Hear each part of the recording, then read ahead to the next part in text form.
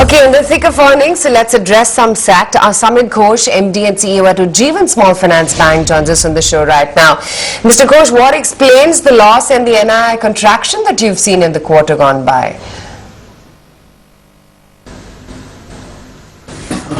Yeah, good morning, Aisha. As far as the loss is concerned, it's largely due to the 150 crore credit provision which we took this year, mainly to cover the hardcore element of our bad debt. We identified about 150 crores where we have not received any repayment since the demonetization, which is the period from November, December, January, and we felt that we should ring fence it and take the provision this quarter, which would be the peak quarter in this year, where we would take this provision, and we are hoping that the balance quarters we will have a declining amount of provision. So we would be able to clear up our entire bad book in the next 2 quarters.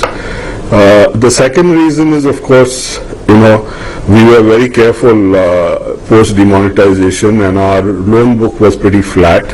So that was another reason, though we are now seeing a revival of the loan book. In fact, our disbursements last month was at pre-demonetization level, and we expect to close the year at least on with a growth of about 20%. Okay, can you briefly throw more light on your migration towards bank? How much has that impacted your margins?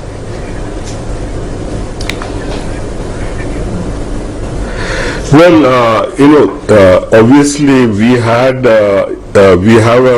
are working according to plan, and we plan to convert about 160 branches out of the 457 branches we have to small finance bank branches. This obviously involves higher cost in terms of technology, administration, people, etc. So that cost we had already envisaged earlier.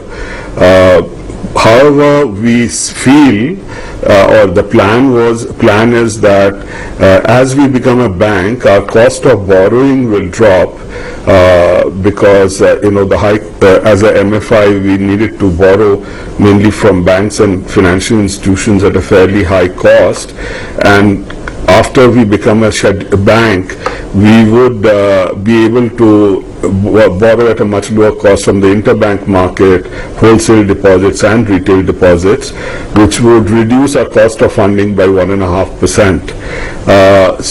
However, as far as the wholesale deposit and interbank borrowing is concerned, that is contingent on our getting the scheduled bank status. We have completed all the formalities relating to scheduled bank with the Reserve Bank, and we are just awaiting the formal announcement in the Gazette.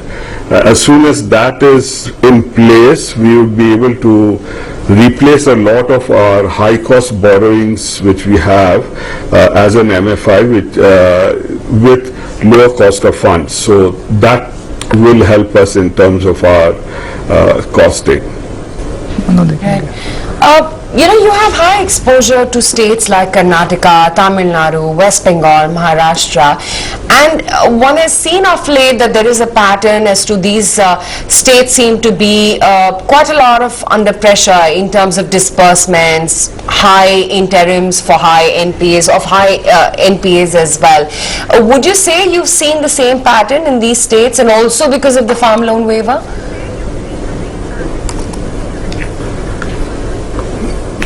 See, actually, the major affected states for us have been obviously Karnataka, largely in Bangalore. In fact, we don't have too much exposure in North Karnataka, which is affected by drought.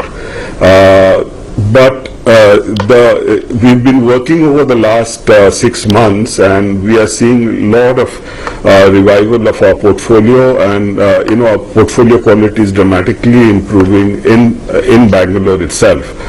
As far as Maharashtra is concerned, we are not in the Vidarbha area, which is sort of the eye of the storm, but we have collateral damage in areas like Pune and Nasik, Satara, and those kinds of areas.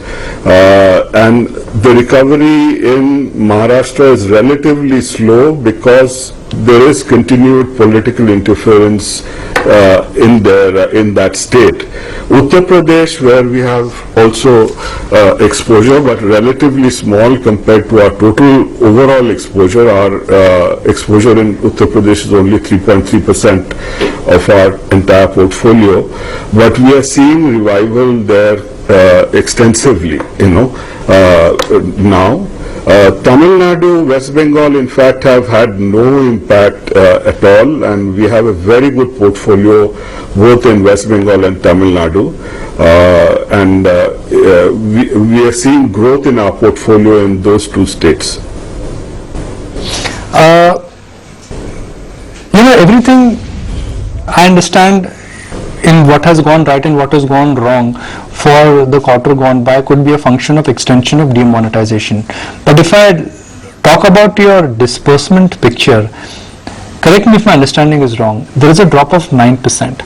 Now, why in this kind of a market, when everybody wants to borrow more, they're feeling happy about the agrarian economy, the way India is progressing, the way job creation is happening, your disbursements will come down?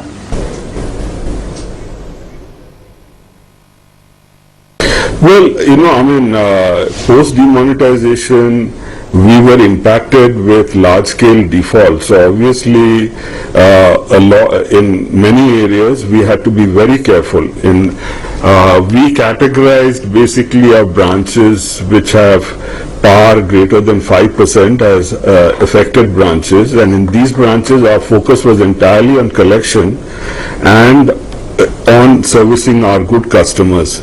We were not acquiring new customers in these branches. So consequently, the disbursements, overall disbursements had come down significantly in the first few months because no new customers were being acquired in these branches. However, we started easing up, especially in the unaffected branches where PAR is less than 5%, and we've acquired close to 200,000 customers in the last quarter.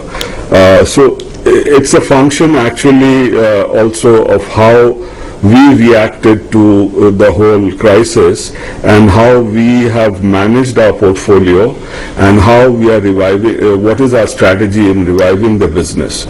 So we are now seeing a sort of, a good level of disbursements. Our disbursement last month was about 700 crores, which is around the levels what we had pre-demonetization, and we expect this to continue in the rest of the financial year. Okay. Closing comments from you. From the banking business, and I'm not getting into FY18 because FY18 will be a year of implementation. For FY19 and FY20, what kind of growth do you think will purely come because of your banking operations?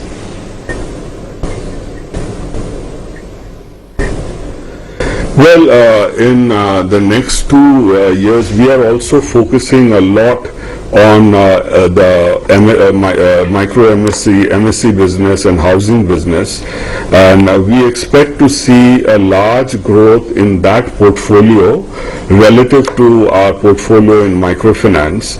Right now, about 85% of our portfolio is in microfinance, and we have a relatively small individual loan and MSC and housing. We expect over the years this balance to come down to where microfinance is only 50% of our business, and the rest would be coming from MSC and housing. So we hope to see a large amount of growth especially in these two areas, MSC and housing. Mr. Ghosh, appreciate your time. Thank you for joining us and thank you for your valuable inputs. Markets, meanwhile, the showstopper today has to be Titan Industries. They came out with numbers during the market hour. Market reaction was immediate and firm. Then post the management commentary and the conference call, the market reaction really seems to be a full up. So let's look at that scorecard. I knew